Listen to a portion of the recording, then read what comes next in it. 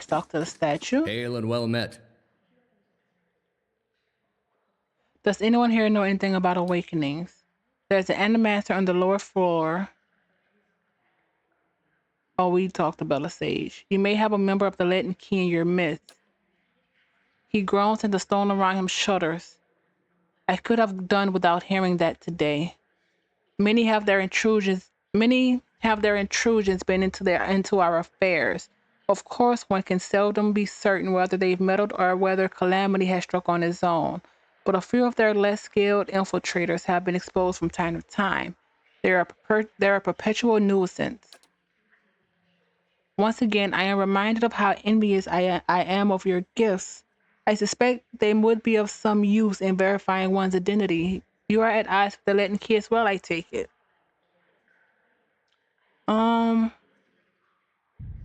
They're up to something, and I'm trying to determine what.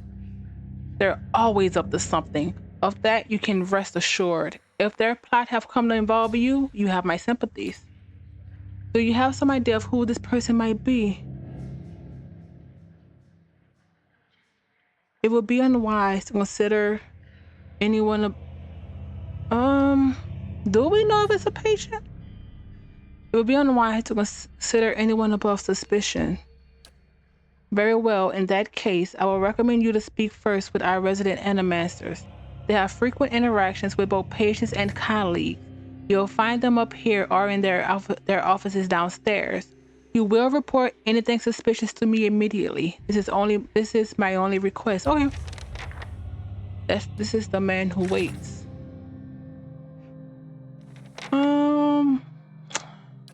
This is gonna annoy me.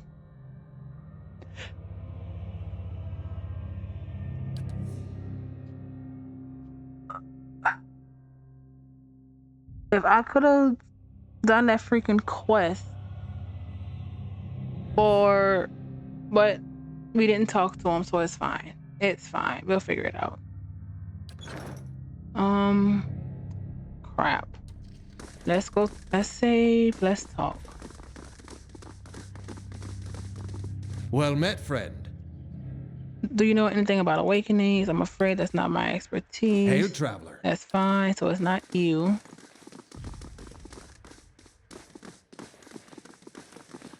Animaster.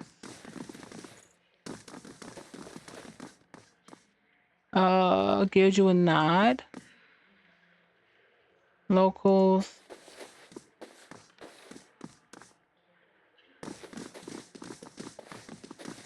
Anyone here? No. What about you, guard? I'll see what I can find.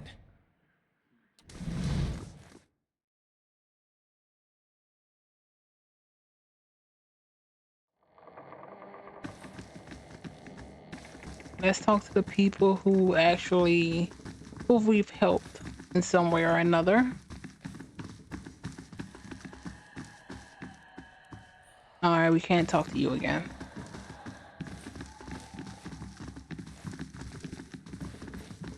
Welcome. What are you working on? Okay, I see. Has anything unusual been happening around here?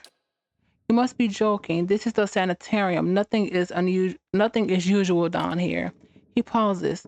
Although now that I think about it, the patients seem more agitated lately, but they're Cademan Azo's responsibility, not mine. Then if there's nothing else, I'll be on my way. Okay. Who is that? I didn't even come in here. Save. That's settled.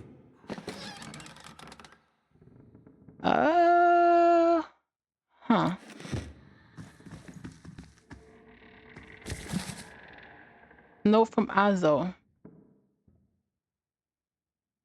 Ripley, I require more copper tubing for my next experiment. Do not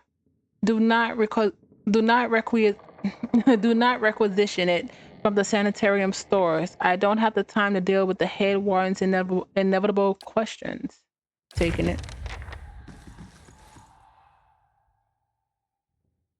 Save. Are you gonna be upset if I take this stuff? Northward patient record. Matrix pale lady. Subject is a female mid-40s, awakening to a past life as a serial murderer, which now frequently emerges as the soul's dominant personality. Subject vacillates between violence and severe depression, resulting from guilt of past deeds. Weak candidate for present research. Graham. Subject is a male, approximately early 30s, powers of speech absent, presumably as a result of the fragmentation of his soul. As such, he is the ideal subject of present research. However, experimentation has caused severe pain and induced panic, and I've had to enlist the aid of the guards in transporting him for more recent procedures. The Midnight Man. Subject is male, mid-20s, displays acute dissociations and paranoid delusions tendencies causing anger and extreme violence. Dangers of working with the subject preclude possibilities of further use in present research. And yeah, and the last one, Ilskrum. Male, approximately 17 years of age, admitted for episodes of catatonia, followed by occasional violent outbursts. Initial analysis of soul revealed severe fragmentation and essence deficiency. Said deficiency all but illuminates the possibility of utilizing the subject in present research. Let's do this. Let's save this. Are you going to be upset if I take it?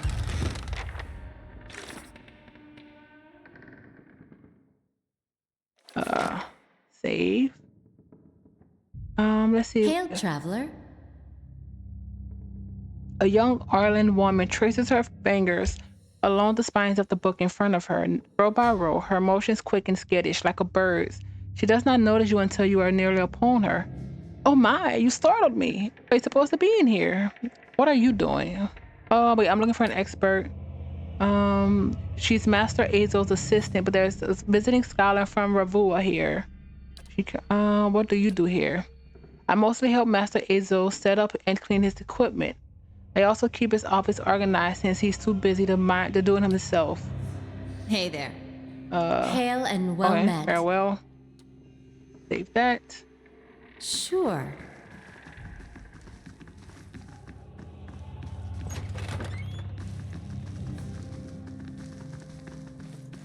Close it. I'm on the trail. Check it. Oh, we did do this room. For sure. Close your door. Close your door. Save.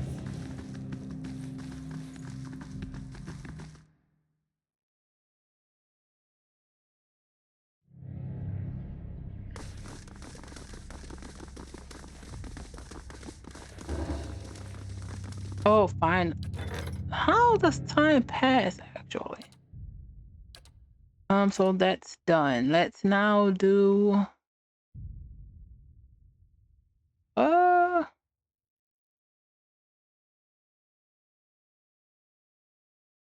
south.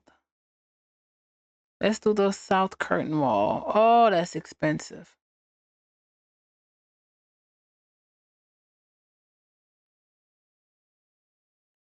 I actually want to do security. The barracks. Let's do the barracks.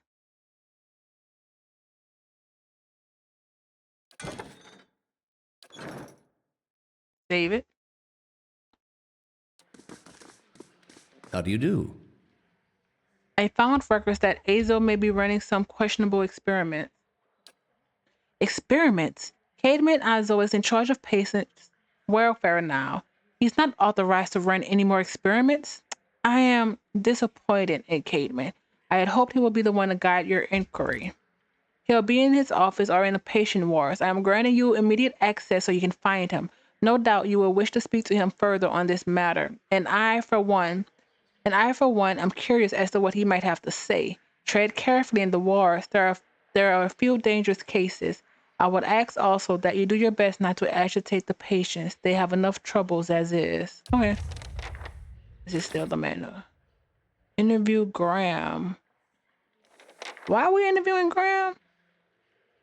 To undergo experiments, even those who are unwilling. Okay.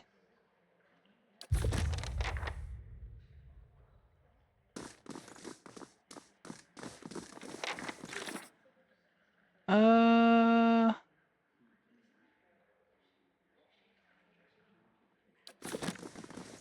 Oh wait, what was that? The Latin key showed me a vision of an angel in a place called. Oh, that does make sense.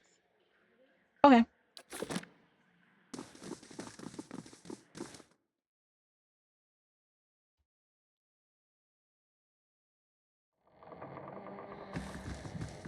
All right. I really want to swap this out. Yeah, perfect.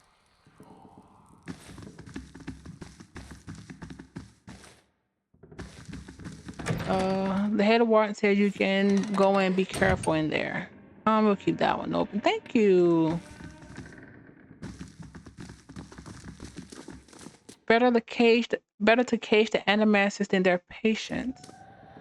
Who was that? Aloth? Oh no, Durant. Construct. We have to talk to Graham. Let's save this. Mainly before we talk to you.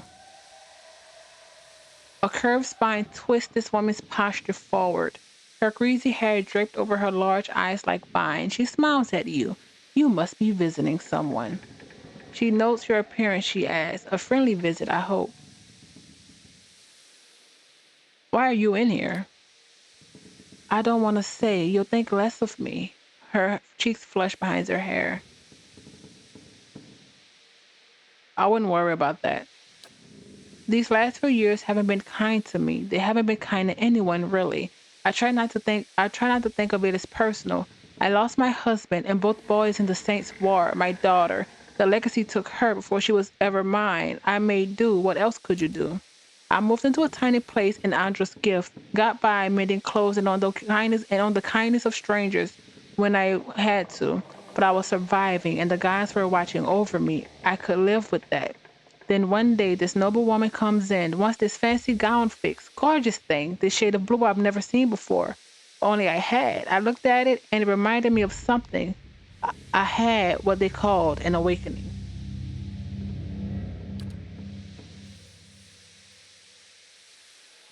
I remember being a noble woman myself in another life, people doting over me, men doting over me.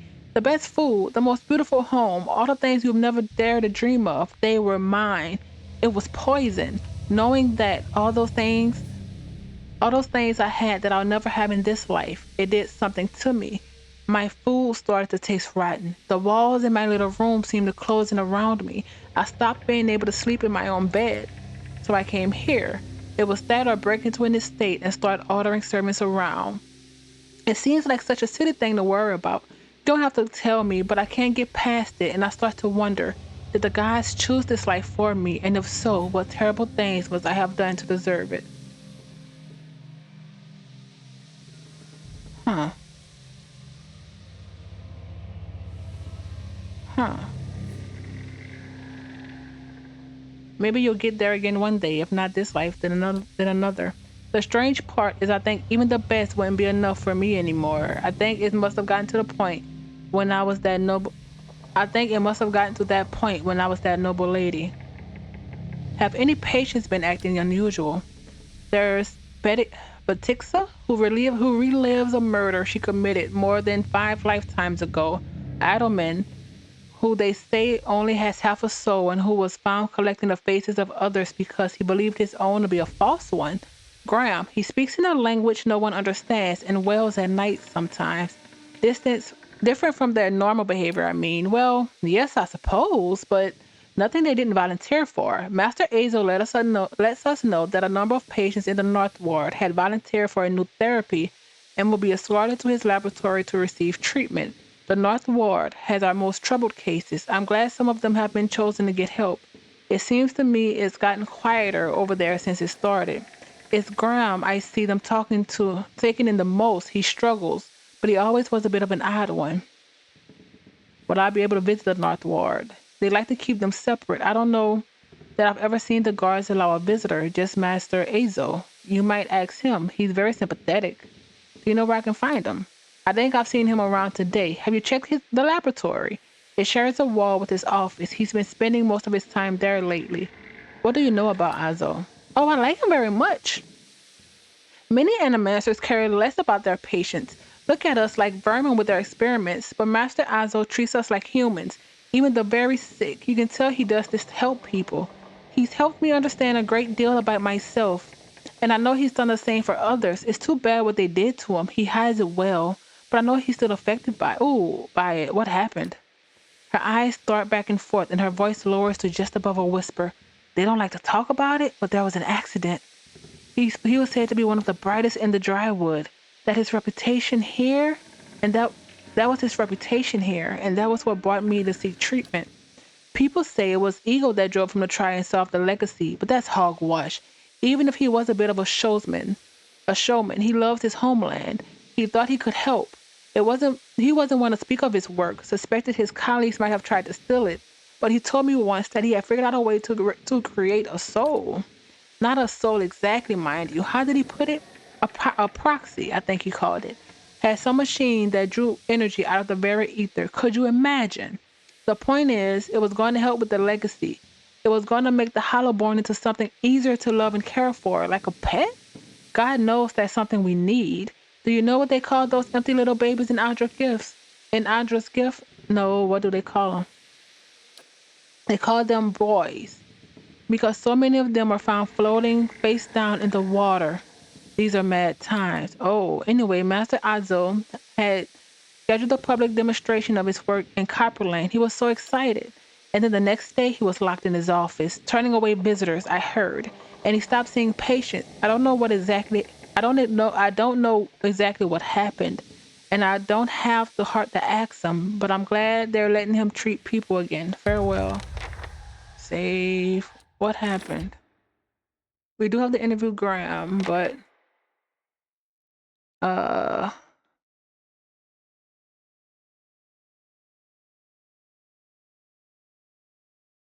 huh.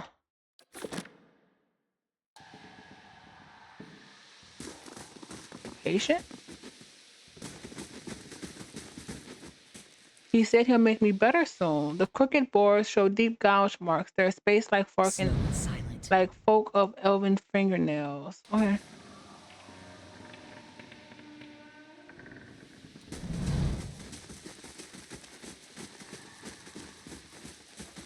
Crooked chalk tally marks cover the surface of this table. This isn't stealing. Sure. Flesh construct is crazy. I've been hearing screams in the night. Save.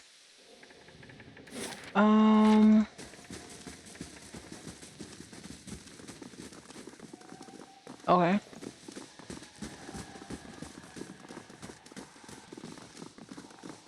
Another construct. Can we talk to you? Turns his head towards you and watches warily. Thank you for that. Nice and quiet. Nothing in here? Let's save that.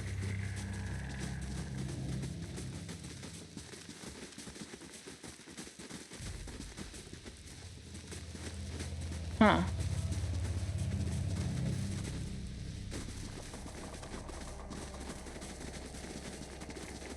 Easy does it. No speak. Save.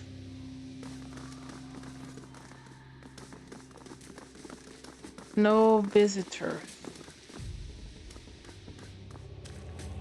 The construct stares at you through lidless eyes.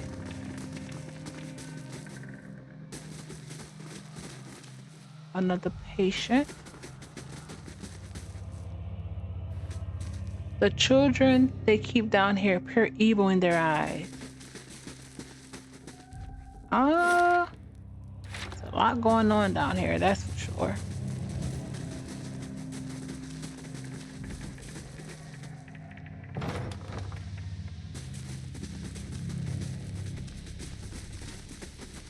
Nope, nope, nope, nope, nope. We're ending here. Let's close that. All right, let's go to this side again. See what was in this room.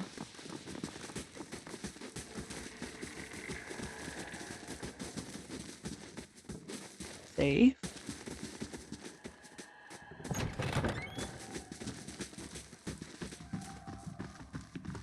Close. Easy does it. That's for you, which I need to start using. The white that wins.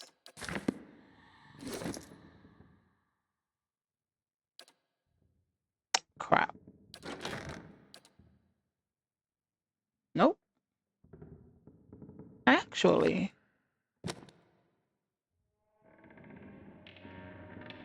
Oh, we have more than one.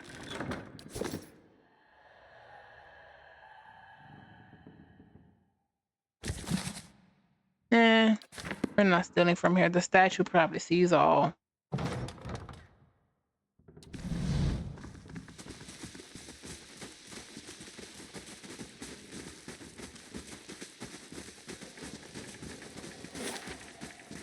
Okay.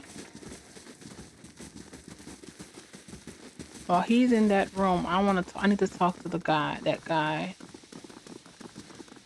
Oh crap. Where is he?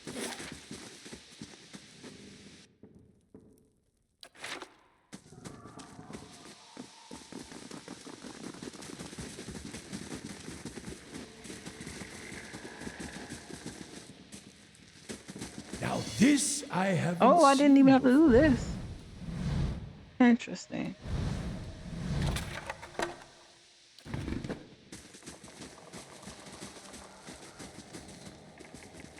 I didn't. They said I can't leave yet. I'll stay out of sight. Alright, that's fine. I guess we have no choice but to try to talk to this Azo guy.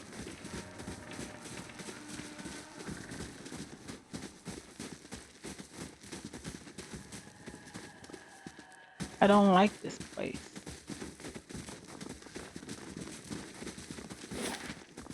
Okay.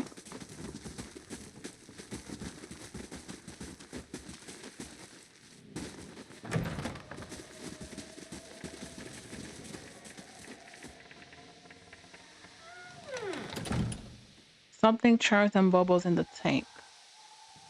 The copper wire conduct the copper wires and conduits are shiny. The device is warm to the touch. I can do that. Sure. Distilling. That's settled. Nope. Ooh, a mace. Raven wing.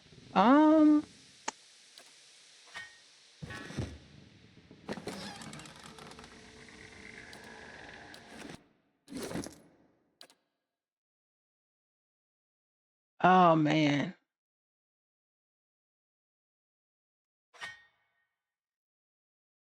Huh. Let's put it here. Let's put it there. Save that. Nice and quiet. A simple test. That's settled. Light armor.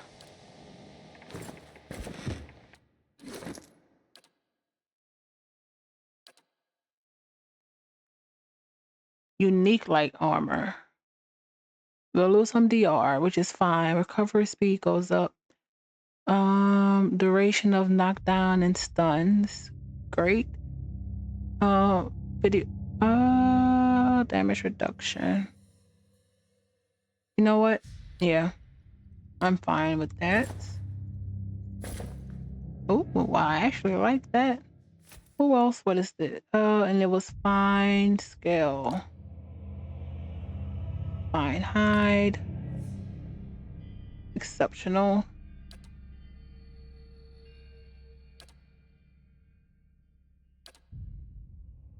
Okay. Save. If we get mercenaries back home, can we equip them? The copper wires and conduits are shiny. The device is warm to the touch. Hey. Let's put you here because I don't trust you, my guy. Something churns and bubbles in the tank. Okay, let's Ready, Watcher. put you here. Want to put you here. Want to Yes? put you here. Nope, actually, you were fine. Yeah? You're going to go here. Little Mock, you're going here. Save. And let's talk. A round-faced, balding man turns to face you. His upper lip is pulled upward slightly by his pointed nose, exposing his upper teeth when he scowls. What is the meaning of this?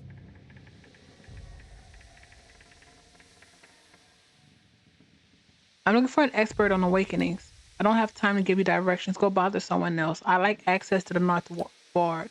Out of the question. Those patients are in isolation for a reason. I'm not ratting her out. Your forehead sees damp all of a sudden. Perhaps I should discuss your insubordination with the head warden. Oh, oh, yeah. You smug cretin. How dare you come down here and meddle? You have no idea the importance of my research. He balls up his face and digs his teeth into his index finger, a growl simmering beneath his breath and a deep scowl compressing his face. Fine. Speak to them for all the good it'll do you. I'm sure the discussions will be fascinating. He pulls a heavy key from his pocket and nearly slams it down on the floor before handing it to you. I heard you were demoted. How did it happen? His nostrils flare and he bares his upper teeth more broadly. That's none of your concern. Did one of the others put you up to this? Audemars? The smug weasel? Things went wrong. Everything. I don't know how. I'll never know. He spits on the floor as if to remove a bitter taste from his mouth.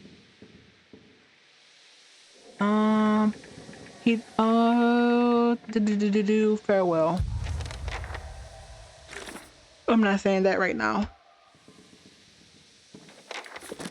Save it. Sure.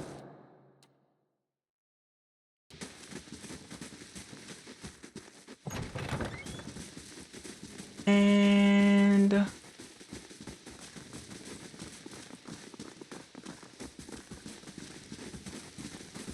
don't know if he's a good guy or not. Because I don't know how this is going to go. Do we have something that hits resolve? I think I do. I just don't know what it is.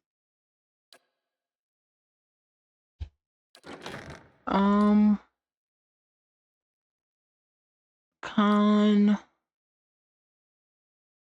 I know that's not it.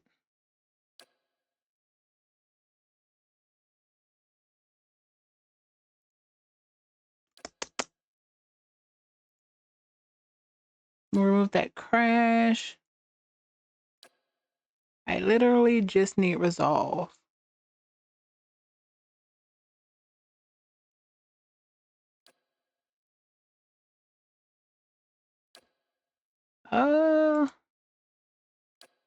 Let's craft. Food. Perception.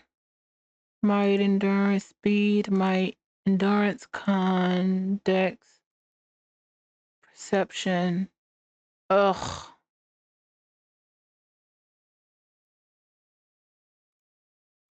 This is it. The freaking dragon meat dish. Someone has one. Is it Kana? Probably so. Or maybe I was supposed to buy some. Oh, this is also. Oh, we don't have this freaking dragon dish. That's fine.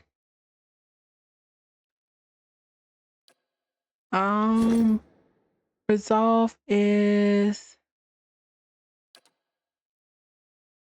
13 base.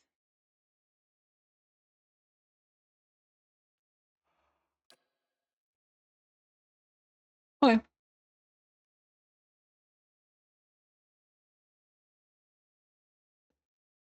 Hmm.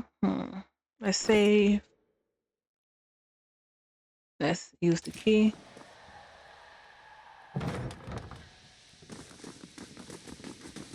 Let's close it behind us. Ready, Watcher.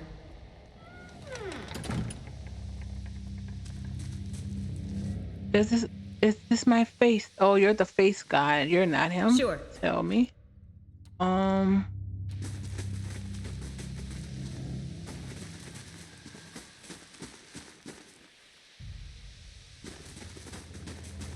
No one here. Thundering sky, rain of blood, innocence must drown. This man has a look in his eyes of a hunted animal, and as you approach, he staggers backward to the far corner of the cell, halfway appearing as though he would climb the walls if it would get him further away from you. He cries out, a bizarre primal utterance like nothing you have heard.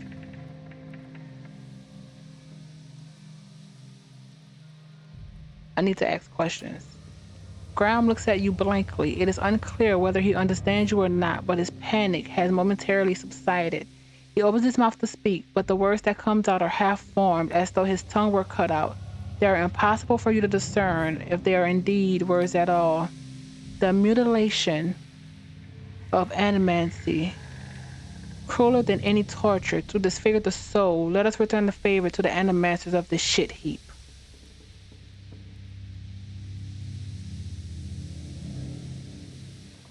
You're afraid. Do certain visitors make you afraid? He looks at you with uncertainty. Slowly, tentatively, he steps closer to the front of his cell, and as he does so, for the first time, you can perceive his soul within your ken. It is misshapen, as though made by some jagged instrument, and large expanses of it has been gouged out entirely.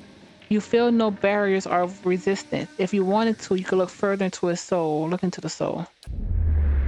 You project out towards the maimed soul in front of you, merging with it, its confusion and fear becoming yours as it whisks you into its depths. You're in a cell. A key turns. A door creeps open on neglected hinges. Thoughts come to you in waves, incomplete, broken, fearful. Standing at a door is a rotund, balding man. His upper teeth and pointy nose remind you of a rat. He beckons, apologetic. You don't want to go. Anything else. In your mind, it's a single word, and the word is no. But it dissolves before it reaches your lips. You press against the back wall, cornered. You cry out. In darkness, you fight against unseen restraints. You cannot move your arms or legs. The man's walking to the room carrying a lit candle. Its meager flame casts long shadows across books and machinery. Strike binds your arms and legs. Cold metal circumscribes the crown of your head and the breadth of your chest. The man is sorry. He is in need of raw materials. They dismantled his work and he needs another source. He needs to show them he was right. He thanks you.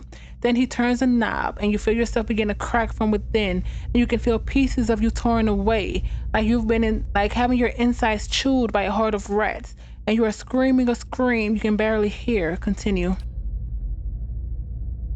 Another night, heavy footsteps outside your door coming to you. You look through a slit in the door, the flesh giant, the artificial being just outside, but facing left, facing the end of the hall, the boy there. The boy looks with interest at the giant, then collapses to the floor like a shed snakeskin. The giant convulses for a moment, then rights itself, turns away, and leaves, decoupled from Graham's soul. He looks at you, still wide-eyed, but somehow more present. He nods at you, then walks back to the end of the cell. So, Sahar, are you feeling okay? Did you catch alcoholism from the dry woodens? His smile turns nervous as he looks you over, examining you for signs of inquiry. You were off of your own little dream for a moment. What's going on with you?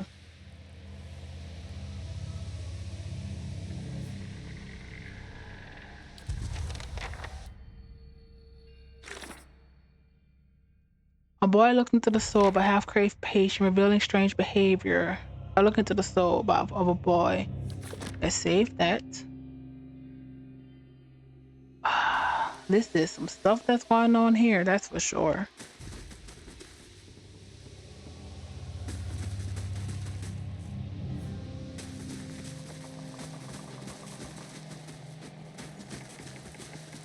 Wait, where is he?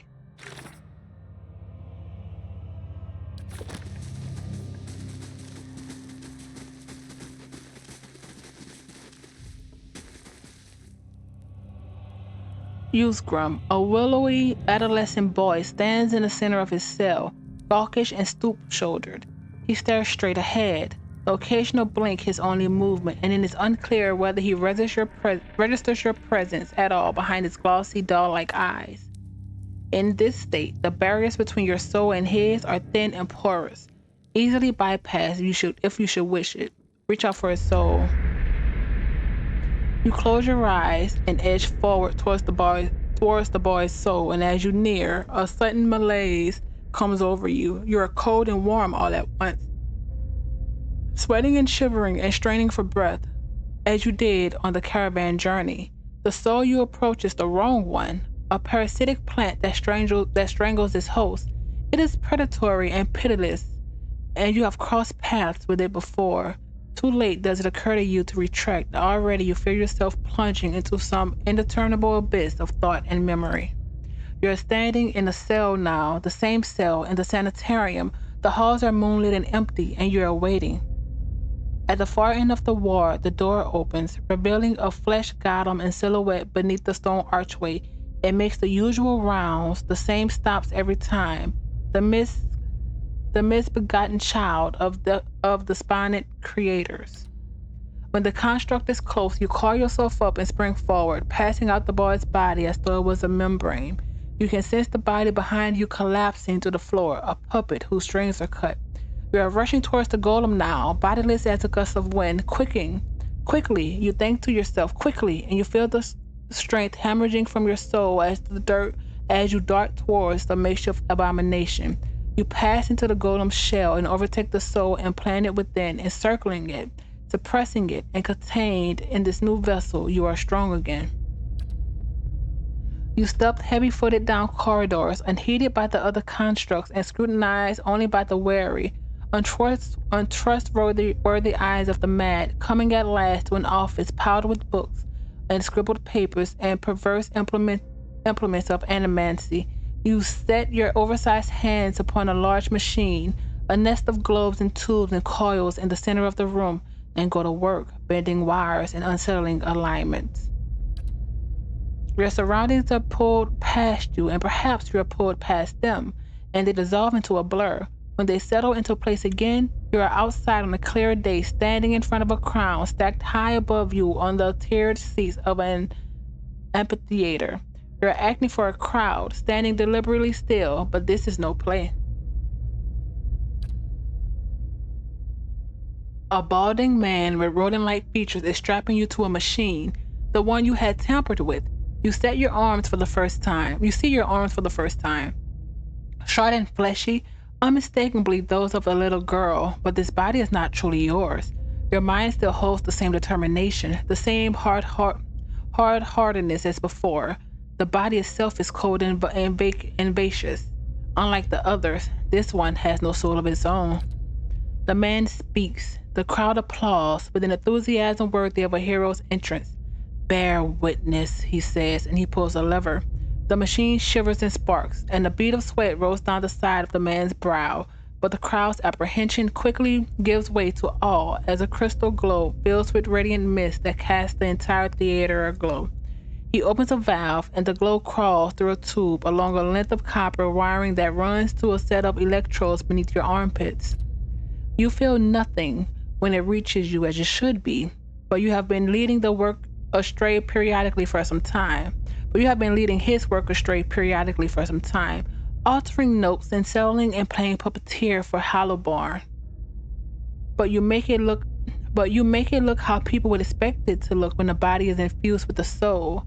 In the moment, the machine goes dark, and the man unstraps you, eyeing you with a scientist's concern.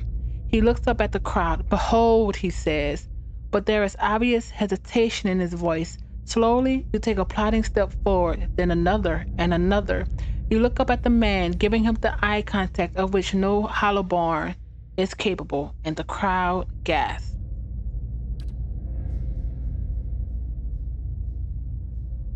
The man looks relieved. How do you feel? He asks at a volume meant for the crowd. And this is the moment. At the top of your lungs, you let out a piercing shriek. The man comes towards you, his hand outstretched, but you run the other way, back to the machine. With all your strength, you drive your head into the crystal globe and it shatters, streaking your head with warm blood. You drive your head down onto the surface of the machine again and again, drawing panic screams from the crowd. And by the time the man reaches you, your body has already ceased proper function and merely twitches on the cold ground. Satisfied, you depart the course in search of another unsuspecting host. Who will put their faith in animancy now? This is so cool. What is happening? I still don't understand what's going on. At least like on a higher level.